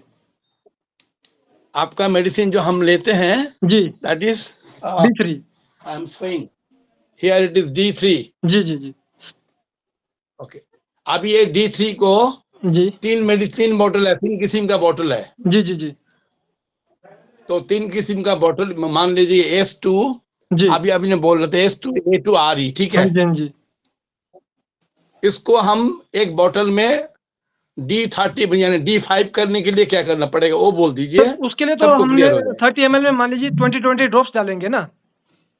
बस तब यानी 60 ड्रॉप डालना है ना जी टोटल। 60 ड्रॉप्स हो गया वो हमें। Okay fine. आप नाउ आप उस पे मत जाइए, ठीक है। आप टोटल क्वांटिटी पे मत जाइए, आप total quantity of particular remedy के ऊपर जाइए बस। Exactly that. फिर हम D4 में D5 में जाएंगे तो सर अभी आप 20 जी 20 किया। अगर D6 में जाएंगे तो 10 है ना, यही है ना? बिल्कुल यही है ना। अगर सिंगल मेडिसिन दे रहा तो फिर आप उसमें 20 ड्रॉप्स डालिए, बाकी वाटर फिल कर दीजिए। 10 ड्रॉप्स डालिए, बाकी वाटर फिल कर दीजिए। Sir my submission again clear. Only somewhere I am feeling जी कि केवल S1 देने से चल जाएगा। It is my feeling. जी क्योंकि आपका टेम्परामेंट मेडिसिन में S1 एंड RE बोला गया है ना। जी तो अगर मैं S1 एंड RE देंगे तो in that case 2 medicine are coming. ये 2 मेडिसिन अगर हम D5 में बनाएंगे कैसे बनाएंगे? तो 30 बस। आप टोटल क्वांटिटी ऑफ ड्रॉप्स मत जाइए, total quantity of particular medicine पे जाना है हमने। अब मान लीजिए Exactly आपने that. 1:9 की रेशो से अगर आपने वो भी बनाया हो, D4 भी बनाया हो, ठीक है। जी उसमें तो 3 ml D4 डला हुआ है, ठीक है। अब आपको सिंगल रेमेडी देनी है तो आप वो पूरा आप उसको डाइल्यूट नहीं कर सकते ना, आपको तो उसको एज इट इज देना पड़ेगा। राइट जी, क्योंकि डाइल्यूट तो पेशेंट आगे जाके करेगा ना उसको। Exactly that clear sir, clear sir. नमस्कार। तो चलिए हम अपने सेशन को कंक्लूड करते हैं, और किसी की कोई भी क्वेरी हो तो वो इंडिविजुअली मेरे को व्हाट्सएप करते रहे, कॉलिंग पे भी हम बात करेंगे। धन्यवाद। Okay sir, thank you sir, thank you. Thank you धन्यवाद सर। हाँ नमस्कार सर।